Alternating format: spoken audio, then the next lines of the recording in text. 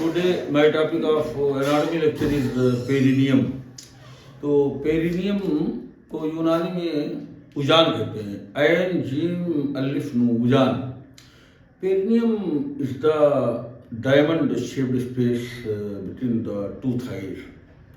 दोनों थाई के बीच में एक स्पेस होता है जिसको पेरिनियम कहते हैं, where there is presence of external genital organs of the male and female.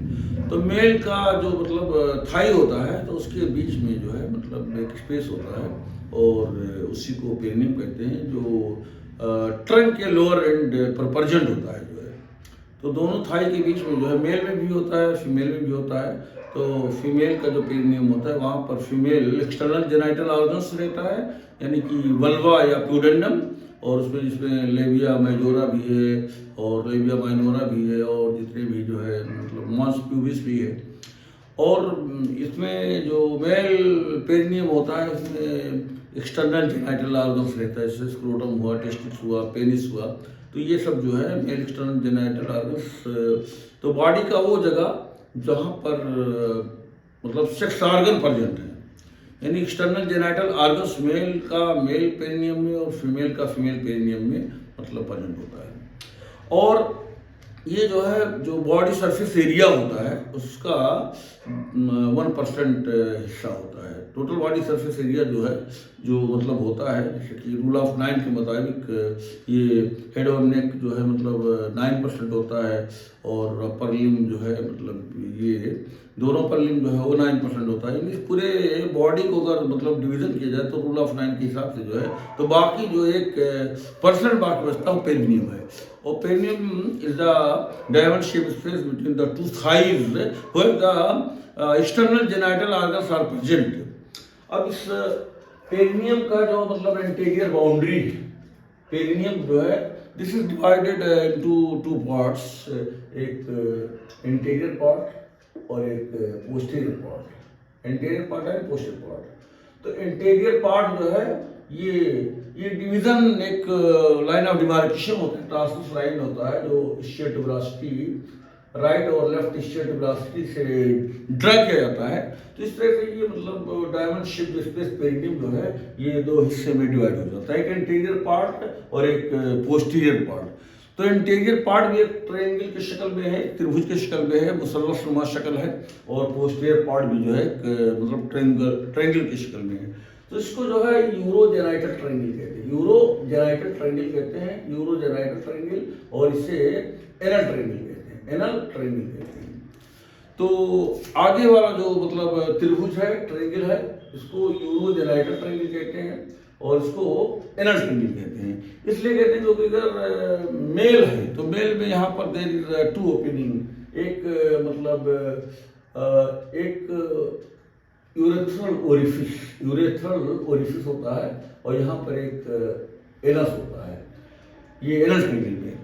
तो मेल के पेरिनियम में कि देयर आर 2 ओपनिंग, एक तो मतलब गैस्ट्रो इंटेस्टाइनल सिस्टम की ओपनिंग होती है जिसको एनस कहते हैं, तो ये एनल ट्रायंगल में होती है पोस्टीरियर ट्रायंगल में।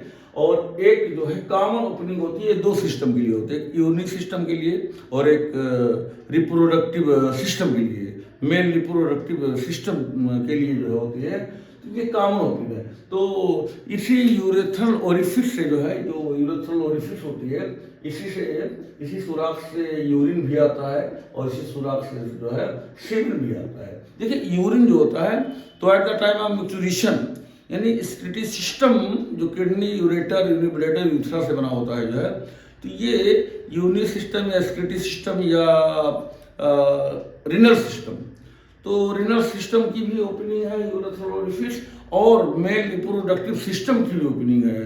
तो सीमेन जो कंपोज होता है मतलब स्पर्म से 10% प्रोस्टेटिक फ्लूइड भी होता है और सेमिनल फ्लूइड होता है जो है, तो सीमेन जो है मतलब भी इसी सुराख से आता है। तो ये कॉमन ओपनिंग है मेल रिप्रोडक्टिव सिस्टम का और एक्सक्रीटरी सिस्टम का, दोनों का जो है कॉमन ओपनिंग है। तो एक्सक्रीटरी सिस्टम में जब मैच्योरेशन होता है, यूरिनेशन का time, at the time of maturation जो है जब यूरिन जो है इसी सुराख से आता है, यानी कि यूरोजेनाइटल ट्रायंगल में जो सुराख एक सिंगल प्रेजेंट है जो दोनों सिस्टम के लिए काम करता है।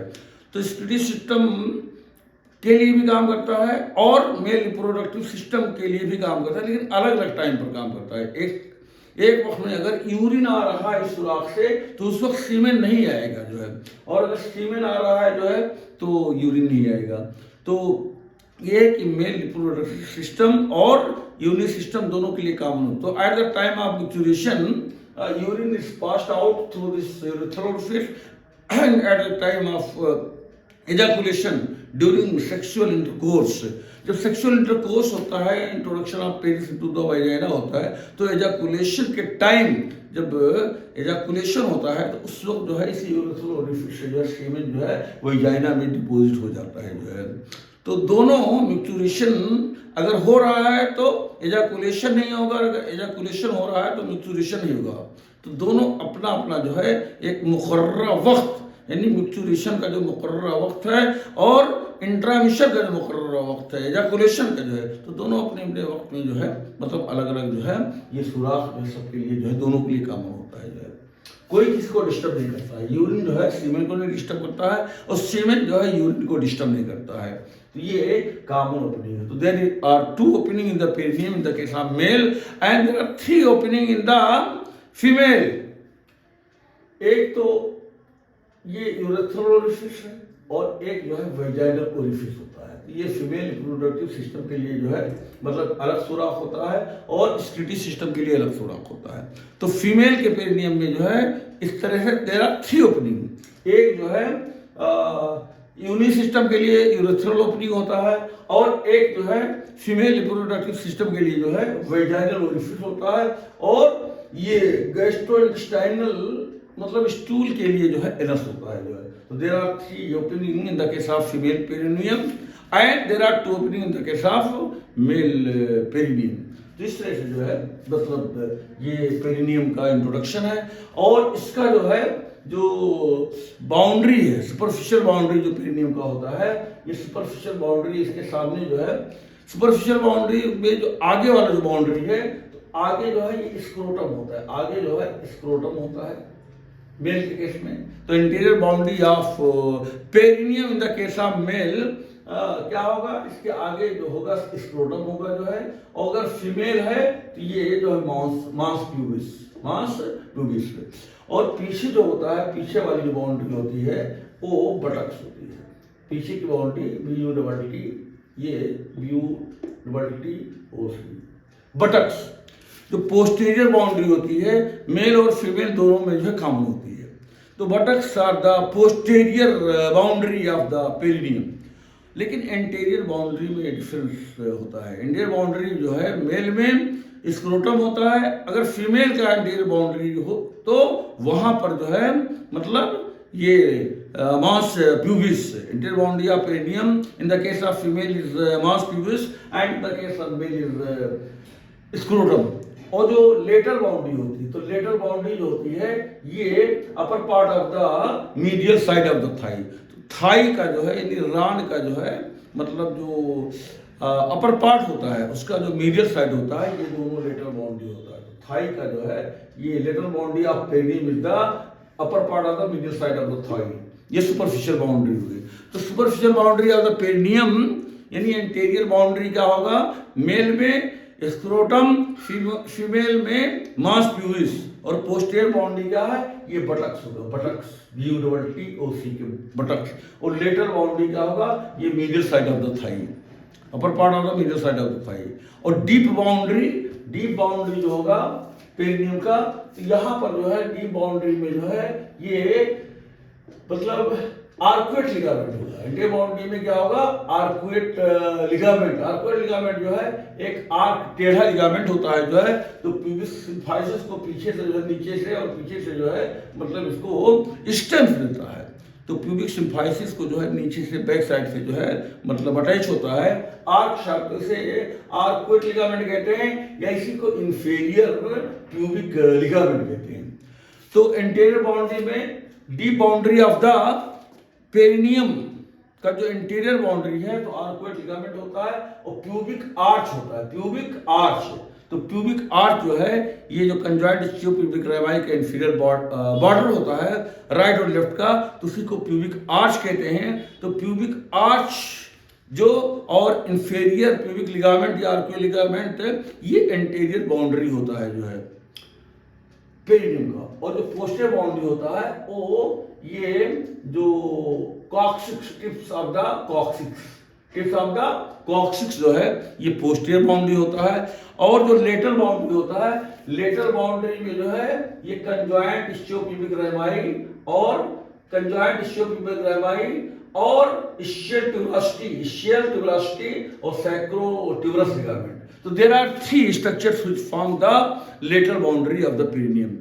एक तो कंजॉइंट इस्चियोप्यूबिक रेमाई होता है, यानी inferior ramus of pubic bone and ramus of ischium bone, ये दोनों मिलकर के कंजॉइंट इस्चियोप्यूबिक रेमाई बनाते हैं। तो ये lateral boundary of the perineum is the conjoint ischiopubic rami, और ये जो है मतलब इस्चियल ट्यूबरosity होता है lower end of the body of ischium, और सैक्रोट्यूबरस लिगामेंट, यानी सैक्रम बोन को और इस्चियल ट्यूबरosity को जोड़ने वाला जो लिगामेंट होता है उसको सैक्रोट्यूबरस लिगामेंट कहते हैं। तो इस तरह से deep boundary of the perineum का जो इंटीरियर बाउंड्री होता है, आगे डीप बाउंड्री में अगर इंटीरियर बाउंड्री कहा जाए तो इंटीरियर बाउंड्री में जो है क्या है, ये इंफीरियर प्यूबिक लिगामेंट या उसी को आर्कुएट लिगामेंट कहते हैं, और pubic arch and arcuate ligament are the interior boundary of the perineum, and posterior boundary में tip of the coccyx bone, और लेटरल बाउंड्री में ये conjoint ischiopubic rami, ischial tuberosity and sacrotuberous ligament. In these words I want to finish my lecture.